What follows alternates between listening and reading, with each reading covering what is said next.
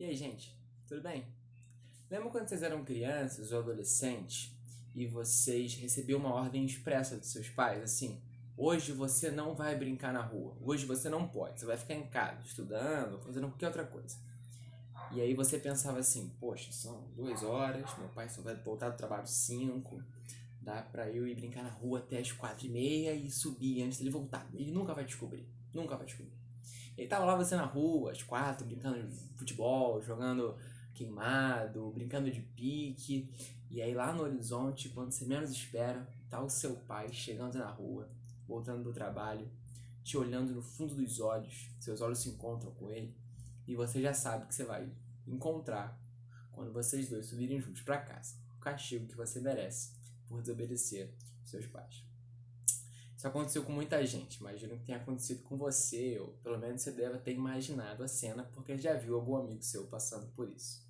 Quando a gente desobedece os nossos pais, a gente tem um castigo que a gente merece.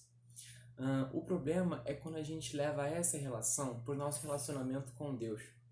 A gente pensa que por Deus ser um Deus justo, ele vai querer castigar você pelos pecados que você cometeu contra ele. Aliás, essa é a lógica, não é? Uma vez que Deus é justo, ele vai punir os crimes que você cometeu contra ele. Ele vai punir a sua desobediência contra ele.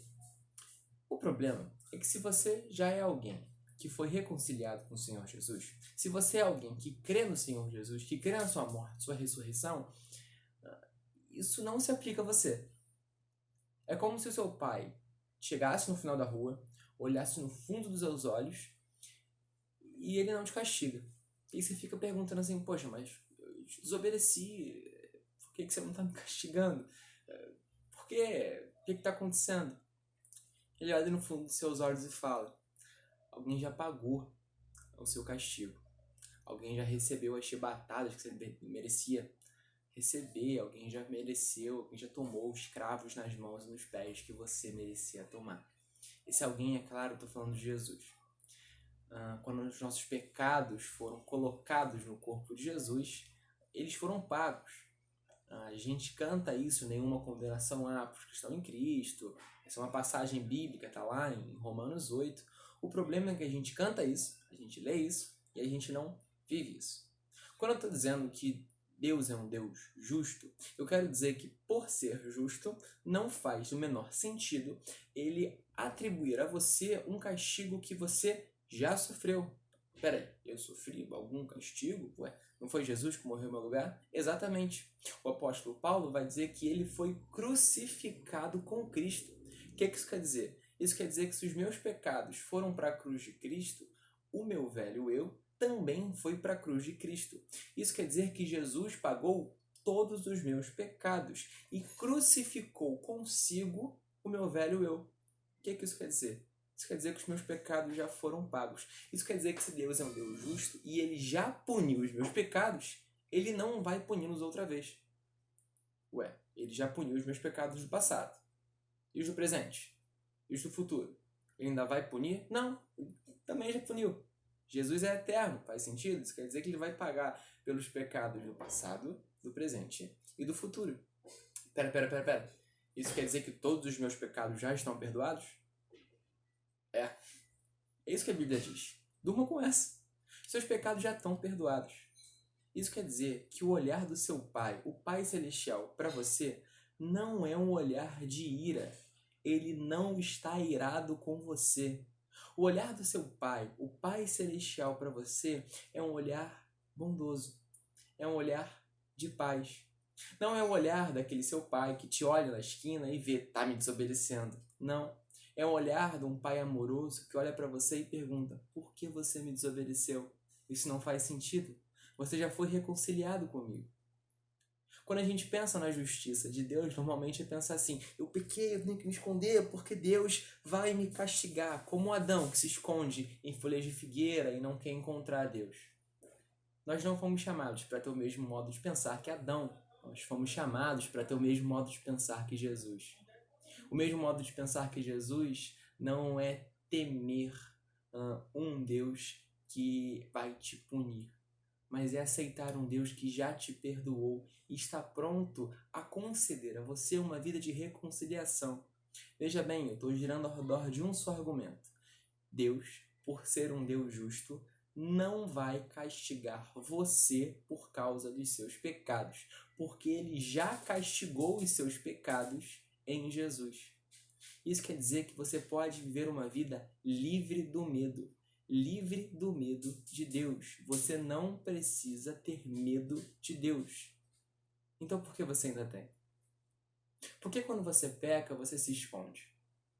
Por que quando você peca, você tem a tendência de se encolher num canto e ao invés de buscar refúgio em Deus, fugir dele? Eu vou te dizer por quê. Porque talvez você compreenda a justiça de Deus como um pagão e não como um filho de Deus. O pagão deve sim temer a ira de Deus. Se você não é convertido ao Senhor Jesus, se você não crê que o Senhor Jesus morreu na cruz para perdoar os seus pecados, ressuscitou dos mortos, subiu aos céus, vai voltar para buscar a sua igreja, tema a Deus, tenha medo de Deus, porque ele vai punir você, porque os seus pecados ainda não foram perdoados. Mas se os seus pecados já foram perdoados e você já é alguém reconciliado com o Senhor Jesus, não faz o menor sentido temer, não faz o menor sentido ter medo de Deus. A não ser que você viva a sua vida inteira, e talvez você tenha vivido a vida inteira como um mero religioso. Um religioso que tenta agradar a Deus com a sua vida. Deus, eu fui na igreja hoje, eu li 3 capítulos da Bíblia hoje. Mas aí quando dá um pecado, você se refugia em si mesmo, na sua religião morta, e não consegue ter uma vida autêntica de um filho de Deus. O Filho de Deus é aquele que acolheu a justiça da cruz, viu os seus pecados perdoados e agora não vive mais com medo de Deus, mas vive uma vida de conciliação, vive uma vida de reconciliação, vive uma vida de união. O Filho de Deus é aquele que aprendeu a não ter medo de Deus. E quando peca, ao invés de fugir, agora vai de encontro com Deus, pede perdão, olha no fundo dos olhos do Pai e diz: me perdoa, estou constrangido pelo seu amor, continua a caminhar comigo.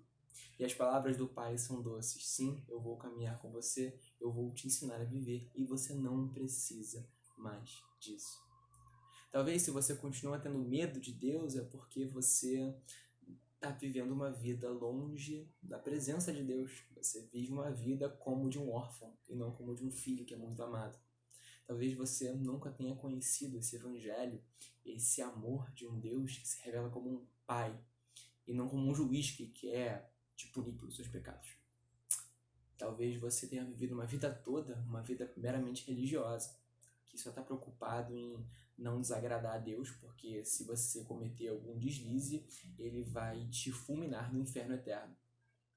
Sim, se você não é um cristão, ele vai te fulminar no inferno eterno. Mas se você já se converteu ao Senhor Jesus e seus pecados já foram perdoados, a pergunta é: por que você continua tendo medo de Deus se você já foi reconciliado com Ele? Talvez a pergunta maior seja: uma vez que Jesus já pagou pelos seus pecados, por que você continua pecando? Por que você continua desejando aquilo que não faz parte da sua natureza? Se você foi reconciliado com Deus e agora pode ter uma vida plena nele, por que você continua tentando viver longe da presença dele?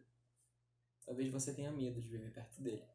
Se você tem medo, é porque talvez você não conheça esse Deus que se revela como um pai. Lembre-se do que o apóstolo João disse lá na sua carta: filhinhos, não pequem. Não, isso não faz mais sentido para vocês. Mas se vocês pecarem, não precisam ter medo. Existe um advogado junto ao pai. E o advogado vai mostrar para o pai as mãos e os pés com as marcas dos cravos. Esse advogado vai lembrar do preço que ele pagou para apresentar você justo diante de Deus. Sim, Deus é um Deus justo. E é justamente por isso que você não precisa ter medo dele, porque os seus pecados já foram perdoados. Viva em paz e não pequem mais.